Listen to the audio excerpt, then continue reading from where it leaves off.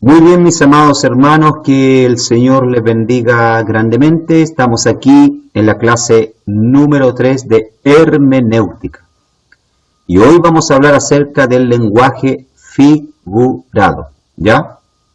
A diario nosotros utilizamos lenguaje figurado.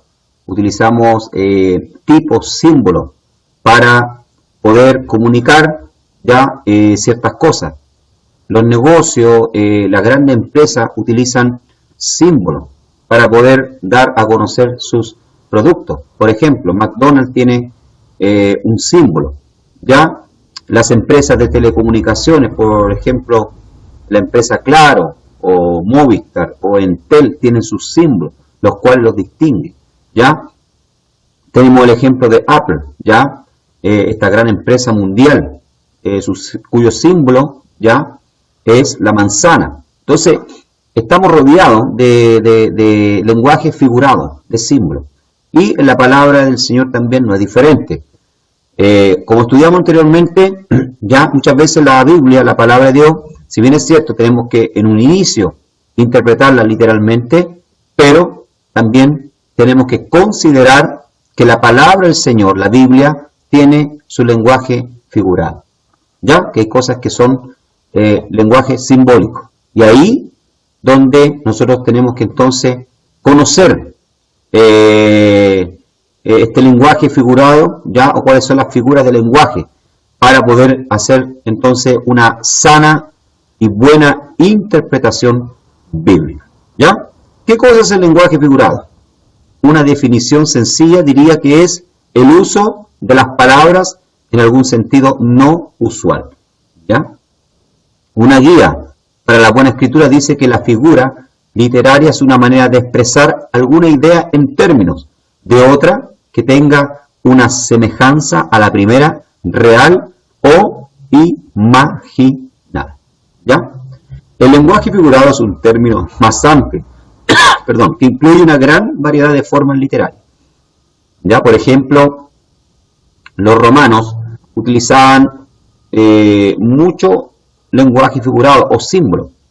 Las legiones romanas, ya cuando iban a la guerra, utilizaban, ¿verdad?, el símbolo del águila, el águila romana, el cual los identificaba. El águila, ¿verdad?, un animal que de conquista, un animal que anda en las alturas, ya. Entonces ese era su sello, ya. Y como dije anteriormente, a diario nosotros utilizamos y estamos llenos de lenguaje figurado.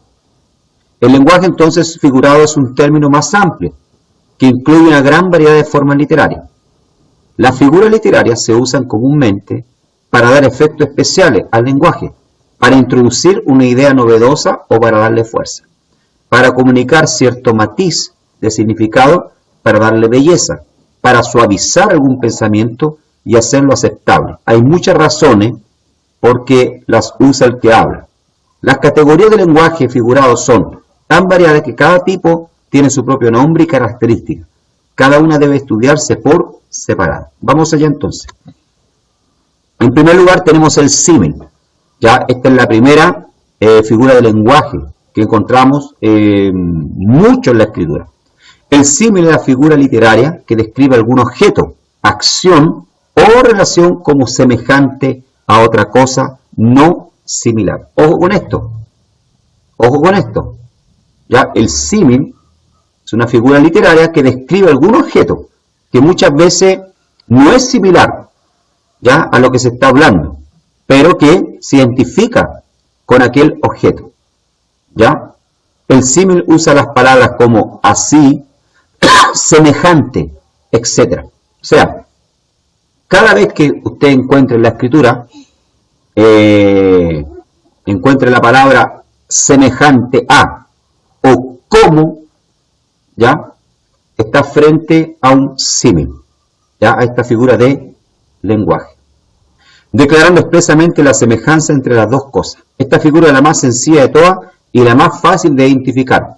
Por ejemplo, la semejanza expresamente clara en el texto, como no conviene la nieve en el verano, ni la lluvia en la siega, así no conviene el necio a la honra. Proverbios capítulo 26, versículo 1. Es el primer ejemplo.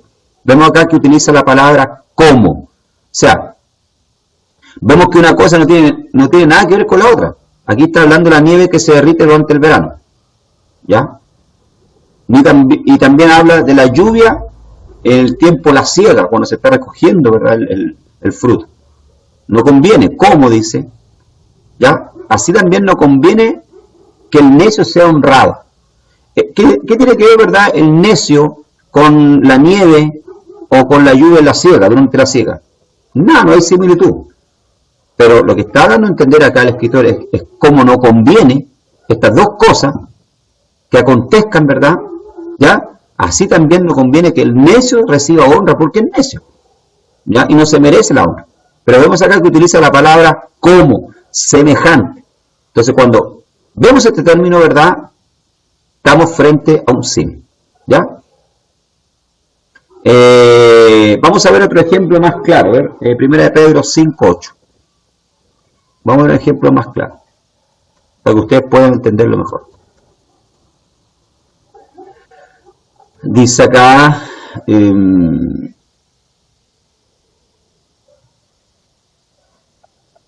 de Pedro 5:8 dice, sed sobrio y velad, porque vuestro adversario, el diablo, como león rugiente, anda alrededor buscando a quien devorar. ¿Ya? ¿Qué tiene que ver el diablo con un león? No, son dos figuras totalmente, ¿verdad?, o personajes diferentes. Pero aquí el escritor Pedro lo compara a Satanás como un león que anda alrededor de la presa. Y utiliza la palabra como. No es que Satanás es un león, no, lo está comparando, es un símil. ¿Ya? Como. ¿Ah? Así como el león rodea a su presa para devorarla, para comerla, así también Satanás. No quiere decir que Satanás es el león, no. Es como un león. ¿Se da cuenta usted? Entonces ahí usted está utilizando una figura de lenguaje. Vamos a ver otro ejemplo. Lucas capítulo 22, verso 44. Vamos allá.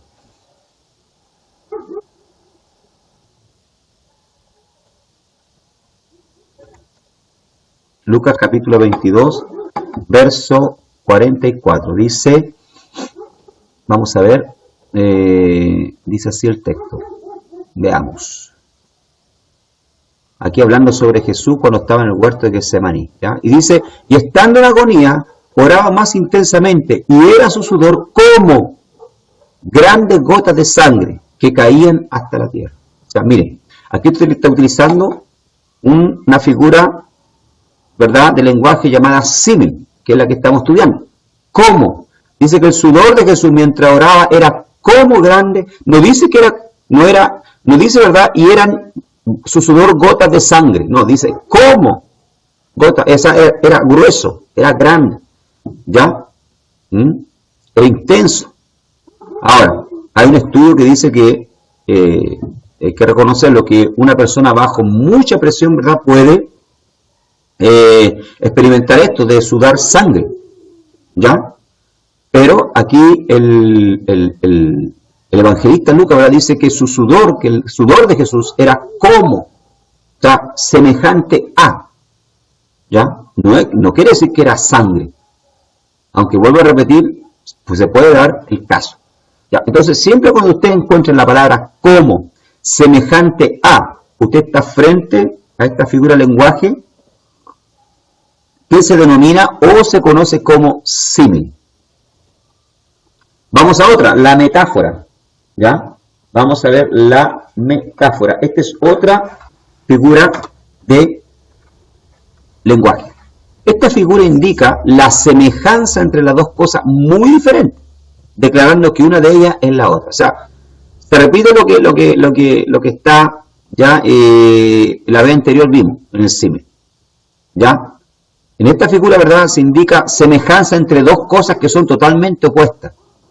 Encontramos esta figura en las palabras de Jesús, vosotros sois la luz del mundo. ¿Ya? Soy la luz del mundo. Ahora, ¿cuál es la diferencia entre metáfora y símil? En el símil se utiliza la palabra semejante a, ¿cómo? Pero aquí, ¿verdad?, en la metáfora no. Aquí se da por hecho, ¿verdad?, de que la persona es aquello que se dice. Por ejemplo, Jesús dice, vosotros sois la luz del mundo. ¿Ya? Ahora, usted no es que Jesús quiere decir, ¿verdad?, que las personas, ¿verdad?, son ampolletas que andan alumbrando, o una linterna. No, quiere decir, ¿verdad?, que somos semejantes a una luz. Ya nos parecemos a esa luz y que debemos brillar. Eso es lo que está diciendo Jesús. Ya la expresión quiere decir, vosotros sois como una luz para el mundo. ¿Ya? Pero son dos cosas diferentes. La luz es una cosa y los discípulos son otra. Pero hay, según esta metáfora, ¿verdad?, o esta figura del lenguaje, una semejanza. Vosotros sois la luz del mundo. En Isaías capítulo 9, verso 14 dice, Jehová cortará de Israel cabeza y cola. Ya, aquí estamos frente a otra metáfora, representando como una bestia. Ya, o sea, aquí Dios está representando, ¿verdad?, a Israel como una bestia. En el versículo 15 se explica el anciano venerable de rostro en la cabeza y el profeta que enseña mentira en la cola. ¿Ya? O sea, que hay una metáfora, no podemos decir que es un símil, no, es una metáfora. ¿Ya? Para ver otro ejemplo de la metáfora, veamos Génesis 15:1. A ver, vamos allá. Génesis capítulo 15, versículo número 1. Vamos allá.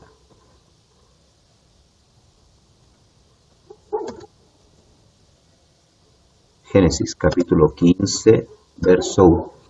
¿Ya? Dice, después de estas cosas, vino palabra de Jehová a Abraham en visión diciendo, no temas, Abraham, yo soy tu escudo y tu galardón será sobremanera grande. Mira lo que está diciendo Dios, yo soy tu escudo.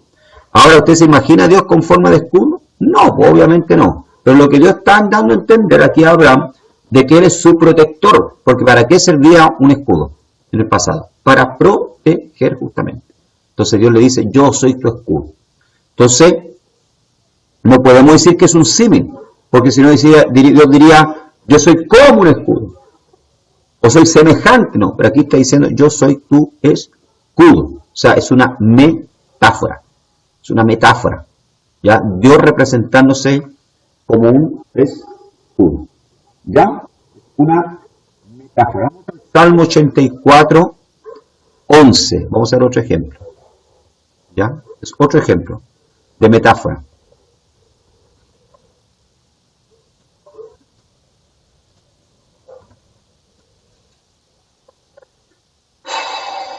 Salmo 84, 11, veamos, dice, porque sol y escudo es Jehová Dios, gracia y gloria dará Jehová. O sea, aquí se está comparando al sol. No es que Dios sea un sol, no, pero ya se está asemejando a un sol y escudo nuevamente.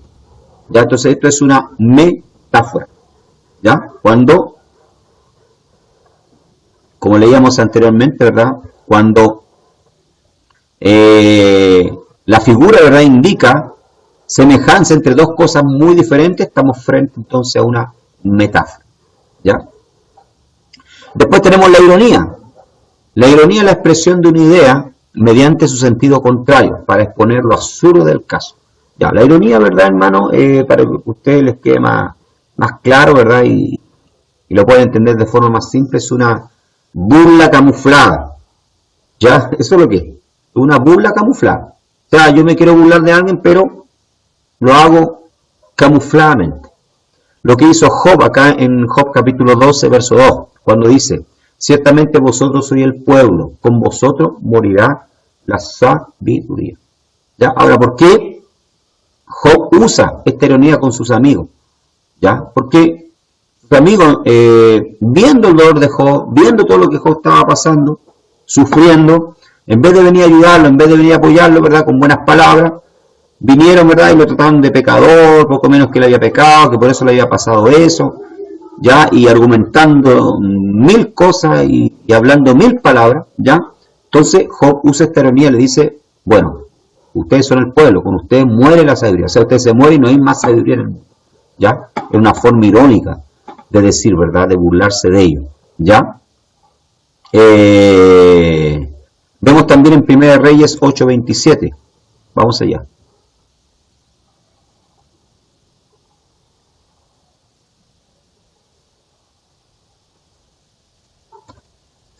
Primera de Reyes capítulo 8, verso 27. ¿Ya? Acá tenemos otro ejemplo de ironía. ¿Ya? Dice,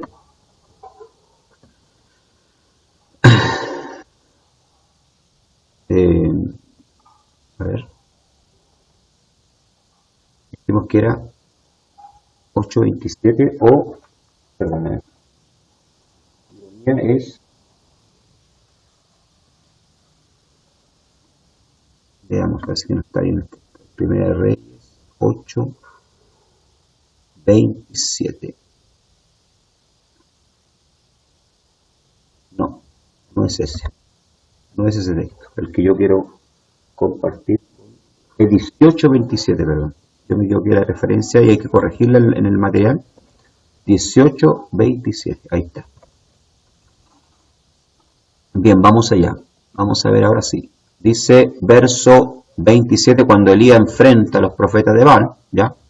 Y aconteció, dice, al mediodía que Elías se burlaba de ellos. O sea, Elías estaba riendo, ¿verdad? De ellos porque se están sajando, ¿verdad? Saltando ahí, cortándose, con cuchillos, clamando, ¿verdad? Imagínense, toda la mañana, y Baal no respondía. No pasaba nada, no volaba ni una mosca. Y Elías burlándose, se burlaba de ellos. Gritaba en alta voz, le dice, porque Dios es, que Dios es, ¿verdad? Quizás está meditando, o tiene algún trabajo, o va de camino. Tal vez duerme y hay que despertarlo. Esa palabra o tiene algún trabajo, ya en el hebreo original, quiere decir, ¿verdad? O está defecando. o sea, imagínense, así de fuerte, ¿ya? Entonces es una ironía, ¿ya? Eso es una ironía. Entonces cuando usted encuentra este tipo de cosas así como burlas sarcásticas, ¿verdad? Eso es una figura de lenguaje, ¿verdad? Una ironía. Queriendo decir algo, una burla, ¿ya? Media camuflada. La vamos a encontrar mucho en la Biblia, ¿ya? Y también, ¿por qué no decirlo a diario? En el mundo, ¿verdad? Y muchas veces nosotros, tal vez, en más de alguna ocasión lo hemos utilizado, ¿ya? Tenemos otra figura de lenguaje que es la hipérbole. En el idioma griego la palabra hipérbola significa tirar más allá. Como figura literaria significa la exageración de una idea. O sea, la hipérbole, hermano, es una exageración, ¿ya? Y nosotros también en la vida diaria utilizamos mucha hipérbole. Ya por ejemplo, cuando decimos lloré hasta que no me quedaron lágrimas. Un amigo, un amigo, ¿verdad? Le dice, oh, yo sufrí tanto y lloré hasta que no me quedaron lágrimas. O sea, nadie llora, hermano, hasta que no le quedan lágrimas. Si la persona llora hasta que no le quedan lágrimas, quiere decir que se deshidrató, ¿verdad? Está muerta, ¿ya? Alguien dice, ¿verdad? Me reí hasta que morí, casi me morí riéndome. O sea, nadie se muere riéndose, a menos que le dé un infarto, ¿ya? Es una exageración, ¿ya? Entonces, la hipérbole es eso, es una exageración. No es una mentira, ¿ya? Como dice acá, no debe ser entendida como una mentira, la cual tiene la intención de engañar. La hipérbole exagera de una manera evidente para dar el énfasis al pensamiento. O sea, para que la persona se imagine, ¿verdad?, que lo grande que es. Por ejemplo, en Deuteronomio, capítulo 1, verso 28, Moisés recuerda las palabras de los espías que fueron enviados para investigar la tierra. Ellos cuando vuelven, ¿verdad?, de espiar la tierra, dicen que las ciudades eran grandes, amuralladas hasta el cielo. O sea, hermano, en la época no existía la tecnología, ¿ya? Ni hoy existe, ¿verdad?, la tecnología para construir un edificio hasta el cielo. O sea, puede haber, ¿verdad?, los materiales, qué sé yo, la ingeniería, pero es imposible. Por una cuestión de gravedad, por una cuestión de que puede venir un viento, ¿verdad?, o no sé, un terremoto, ¿ya? O el suelo no va a soportar, etcétera. Sin fin de cosas. Nadie puede construir, ¿verdad?, un edificio hasta el cielo. Entonces, claramente aquí los espías, para dar a entender ante sus ojos, ¿verdad?, porque ellos tal vez no estaban acostumbrados, esa generación no estaba acostumbrada a ver grandes edificios como los que estaban viendo, o murallas como las que estaban viendo, ya dicen, oh, sus murallas eran al cielo, ya. También dicen, ¿verdad?, que ellos eran como langostas frente a los otros hombres. O sea, imagínense, entonces eso ahí es una hipérbole, es una exageración, ¿ya? No lo podemos tomar en el sentido literal, ¿ya? Es una hipérbole. Podemos ver otro ejemplo de hipérbole, ¿ya? En Génesis 15:5. Vamos a ver allá. Veamos otro ejemplo de esta figura de lenguaje.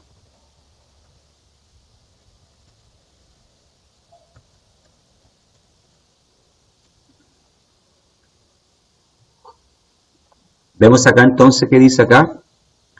Génesis 15:5. Y lo llevó fuera y le dijo, mira, ahora los cielos, y cuenta las estrellas, si las puedes contar. Y le dijo, así será tu descendencia. O sea, hasta aquí es una hipérbole. Dios saca a Abraham, ¿verdad?, para afuera y le hace ver las estrellas, ¿verdad? ¿Ya? Y le dice, cuenta, así va a ser. Y Abraham, lógicamente, habrá contado 20, 30 y se perdió, ¿verdad? Ya no podía. O sea, así será tu descendencia. Lógicamente es una hipérbole, no es que Dios está mintiendo, no, pero Dios le está dando a entender a Abraham que así como él ve el cielo estrellado, así va a ser la descendencia de Abraham. Sabemos que una hipérbole, ¿por qué razón? Porque la galaxia, hermano, tiene millones de estrellas, ¿ya? Y sería imposible, ¿verdad?, de que ¿cuánto se llama? La descendencia de Abraham fuera como las galaxias, como las estrellas. O sea, ha sido grande y va a ser grande, pero no a ese punto. Pero era una hipérbole, para dar a entender a Abraham la grandeza de lo que Dios le estaba prometiendo. ¿Ya? Eso es una hipérbole. ¿Ya? Y veamos otro ejemplo de hipérbole, sería Hechos 27:34, para que nos quede más claro el asunto. ¿Ya? Pero el hipérbole es una exageración, ¿ya?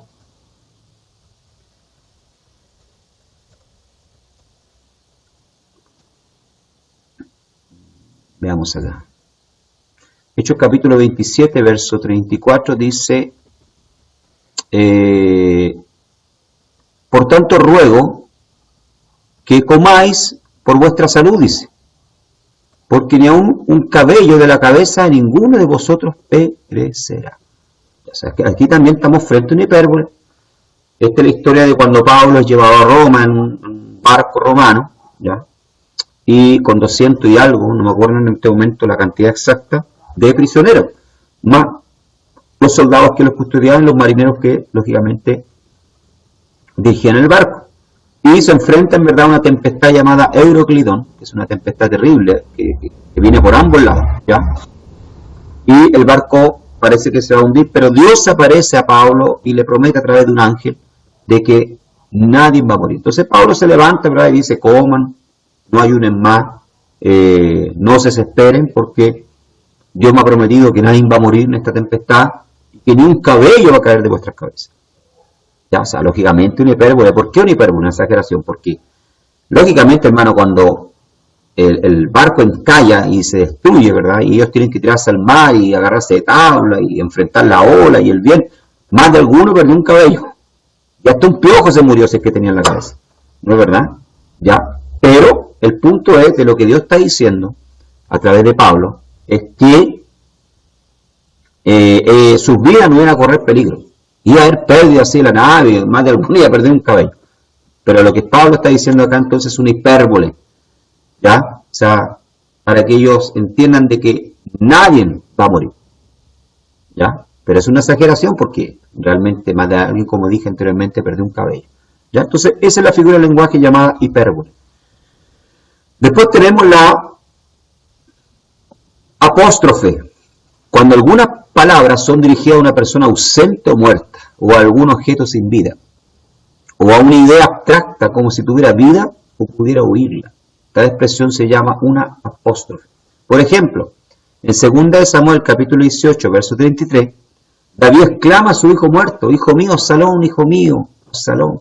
Bueno, conocemos la historia cuando Absalón, ¿verdad?, se rebela contra su padre y quiere tomar el reino por la fuerza. Bueno, esto no sale bien, finalmente muere. Y David, ¿verdad?, cuando le traen la noticia de que su hijo Absalón había muerto, ya por causa de su rebelión, David comienza a exclamar, ¿verdad?, y a orar y a hablarle a Absalón como si Absalón pudiese, ¿verdad?, oírlo. ¿Ya? ¿Quién diera que yo muriese por ti, ¿verdad? Entonces, eso es una apóstrofe. No es que David está rayando la papa, no es que David, ¿verdad?, se volvió loco, no. Eso es una apóstrofe. Es cuando una persona, ¿verdad?, ausente o muerta, le habla a algún objeto sin vida. Esto puede ser un ser humano, una piedra, ¿ya?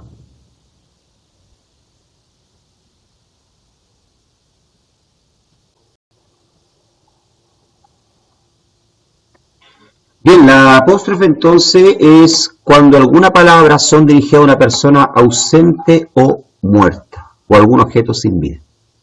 ¿Ya? En Mateo capítulo 23, verso 37, nuestro Señor levantó la voz para lamentar la desobediencia de la ciudad capital, Jerusalén, Jerusalén, que mata a los profetas y apedrea a los que te son enviados. ¿Ya? Esto es una apóstrofe, porque Jesús, ¿por qué se lamentaba? Y le hablaba, ¿verdad? No es que Jesús le estaba hablando a las paredes de la ciudad, ¿ya? Aparentemente sí. Le estaba hablando en el fondo a las personas, aunque no lo escuchaban, ¿ya?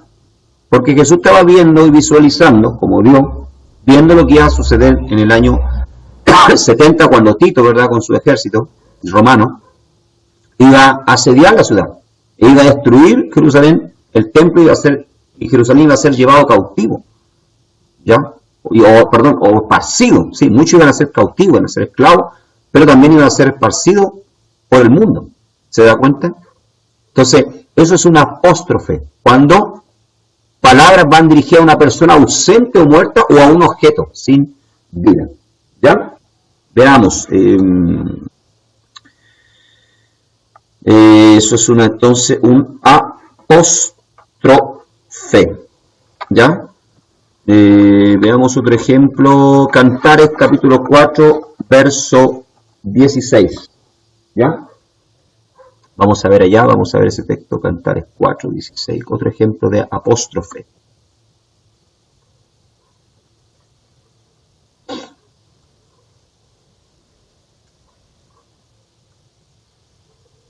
Cantares capítulo 4, verso 16, ¿ya?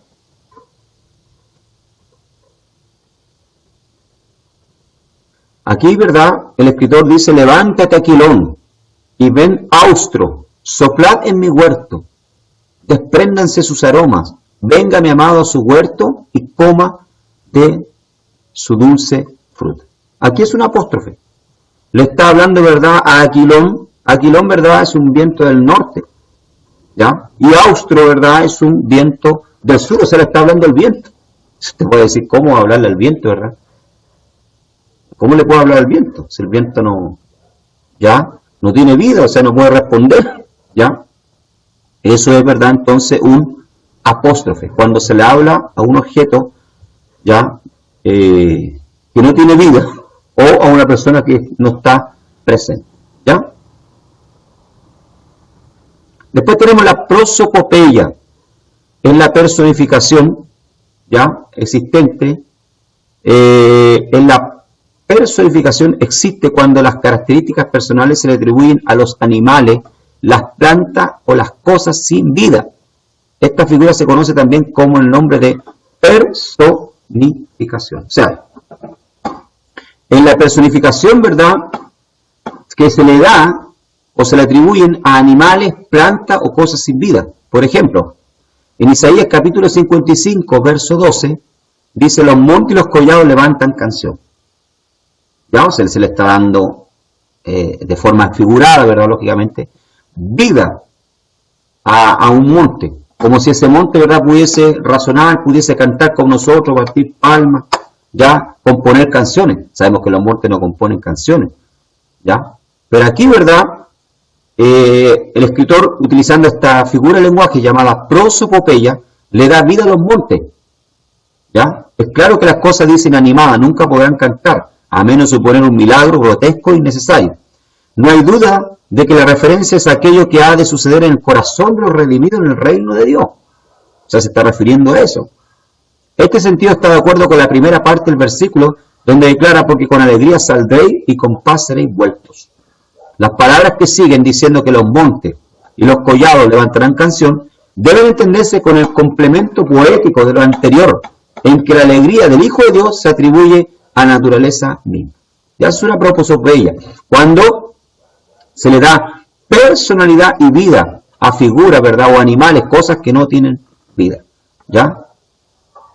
Por ejemplo, en Proverbios capítulo 1, verso 23, la sabiduría es personificada, dice Salomón, la sabiduría clama en las calles, alza su voz en las plazas, ¿ya? O sea, aquí se está refiriendo, ¿verdad?, amén, o a los ancianos que enseñaban la Torá durante los tiempos bíblicos, ¿ya? En las plazas, no es que la sabiduría toma vida, la sabiduría tiene pies, tiene boca para hablar, no. Se refiere a los que enseñaban la Torá hoy mismo, a los que predican en las plazas la palabra del Señor. La sabiduría es proclamada, ¿ya? Y habla, en el fondo habla, ¿ya? Otro ejemplo, le voy a poner otro ejemplo de prosopopeya, cuando Jesús dice, ¿verdad?, a sus discípulos, si estos callan, de cierto digo que las piedras hablarán. O sea, uno dice, ¿cómo la piedra va a hablar? ¿Ya? Pero es una prosopopeya, se le está dando vida a algo que no lo tiene, como si pudiese hablar, como si pudiese, ¿verdad?, manifestarse. Y de hecho, bueno, en cierta manera las piedras hablan, porque cuando usted viaja hacia el norte o hacia el sur, en más de alguna montaña, si usted se fija, ¿verdad?, o en algún monte usted ve en las piedras escrito, Cristo vive, Cristo salva, Cristo sana. O sea, ¿qué es lo que están haciendo las piedras? Están hablando porque alguien fue y escribió ahí, ¿ya? Entonces, esto se llama prosopopeya, ¿ya? Cualidades humanas o habilidades a animales, ¿verdad? O, ¿cuánto se llama? Cosas sin vida. Vamos a ver también 1 Corintios capítulo 12, acá tenemos otro ejemplo. 1 Corintios 12, 15 y 16. Veamos.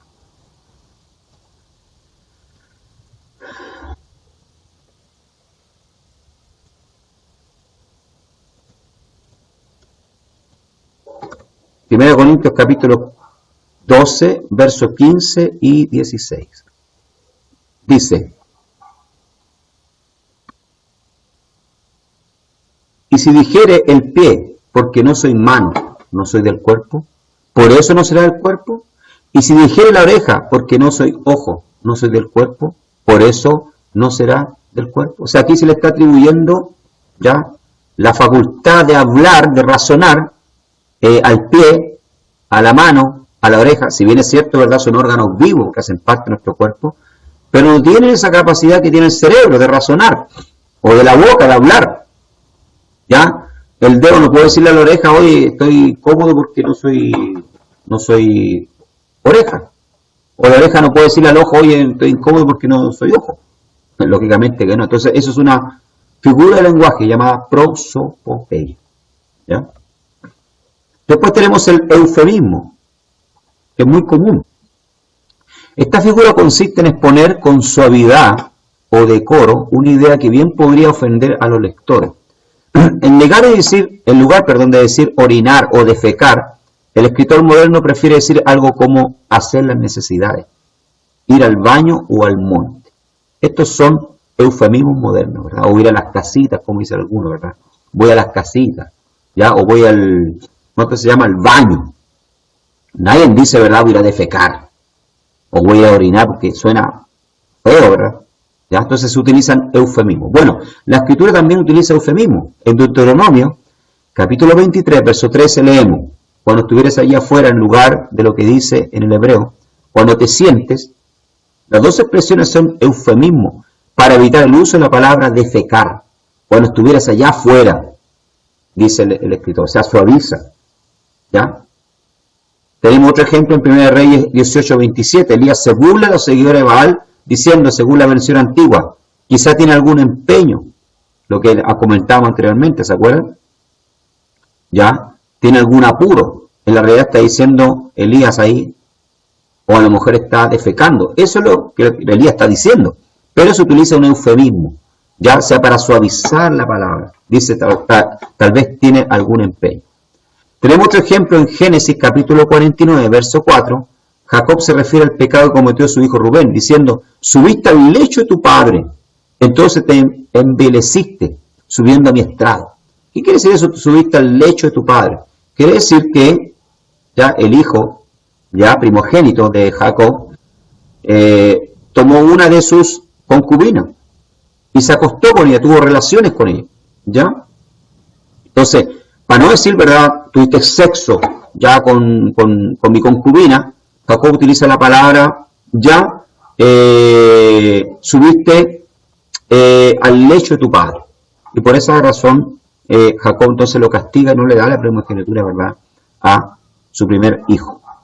Ya, que si no me equivoco era Rubén. Veamos. Génesis 49, 4. Vamos allá.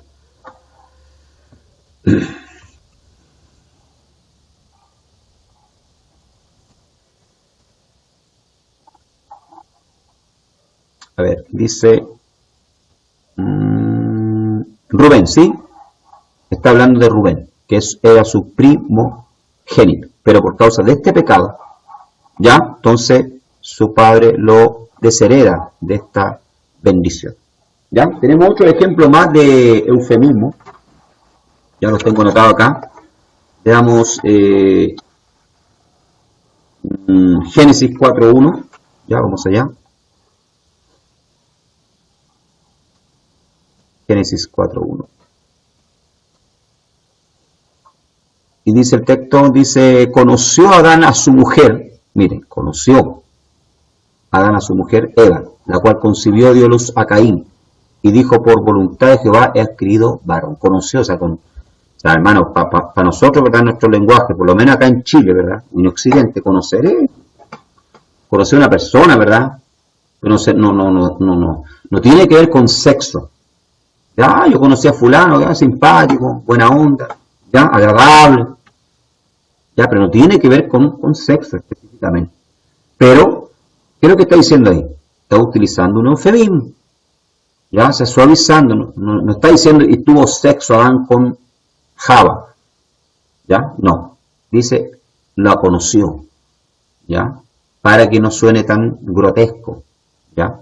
Entonces, eso es el eufemismo, ya. Y, por último, tenemos los tipos, que ya lo estudiamos en las primeras clases, ¿verdad? En lo escrito del Nuevo Testamento se usa otra clase de lenguaje figurado, que es llamado tipo.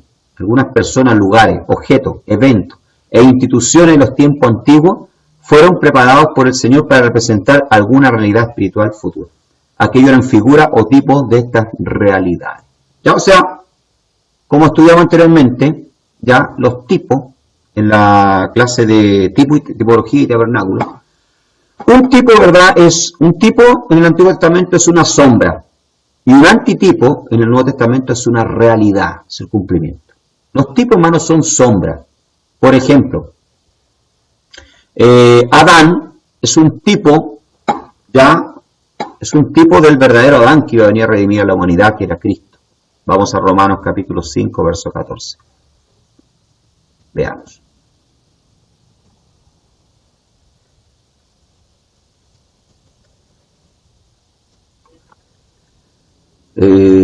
Dice versículo 14, no obstante reinó la muerte de Adán hasta Moisés, aún los que no pecaron a la manera de transgresión de Adán, el cual es figura del que había de venir. O sea, Adán está diciendo claramente ahí, ¿verdad? Que Adán es una figura, es un tipo del verdadero postrer Adán que iba a venir, que es Cristo.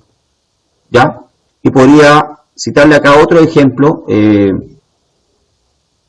Abraham, ya, es un tipo del cristiano que hoy cree por la fe. Moisés, ¿verdad? Es un tipo, ya, de Cristo. Melquisedec es un tipo del sumo sacerdote, ¿verdad? El sacerdocio de Cristo, en Hebreos 6:20, 7:25. ¿Ya? Enoc es un tipo de la iglesia, así como Enoc fue arrebatado y llevado al cielo, ¿ya? Los cristianos, la iglesia también va a ser arrebatada, entonces es un tipo, es una sombra, y en el Nuevo Testamento viene siendo el cumplimiento, ¿ya? Por ejemplo, el cordero que ofreció a Adán, que iba a ofrecer ofreció a Adán en el sacrificio, en lugar de su hijo, es un tipo del verdadero cordero de Dios en el Nuevo Testamento, ¿verdad? Que es Cristo. Cuando Juan el Bautista lo vio, ¿verdad? Dijo, ahí el Cordero de Dios que quita el pecado del mundo. Era ahí el verdadero Cordero de Dios. Entonces, ese Cordero era un tipo. La serpiente de bronce que Moisés levanta allá en el desierto cuando el pueblo desobedece, ¿ya? Y son mordidos por serpiente. Y Moisés levanta esa serpiente de bronce en una asta, en un poste. Y ellos miran para poder, ¿verdad?, ser sanados. Es un tipo, es una sombra, ¿ya?, del verdadero que iba a ser levantar una cruz en el Nuevo Testamento, ¿verdad? ¿Ya? Que era la persona de Cristo. ¿Ya? Así como Jesús fue levantado también, para que todo aquel que en él cree, mira hacia él, sea salvo. Esa serpiente era un tipo, una sombra, del verdadero antitipo, el cumplimiento en el Nuevo Testamento. Entonces, eso yo creo que ya está más que claro, lo que es, ¿verdad?, esta figura de lenguaje llamada tipo. ¿Ya? Como dice acá, otra característica del tipo es que representa alguna realidad espiritual futura, cuyo significado iba a ser manifestado en su plenitud, solamente después de la venida de Cristo. ¿Se da cuenta? ¿Sabe? Tipo.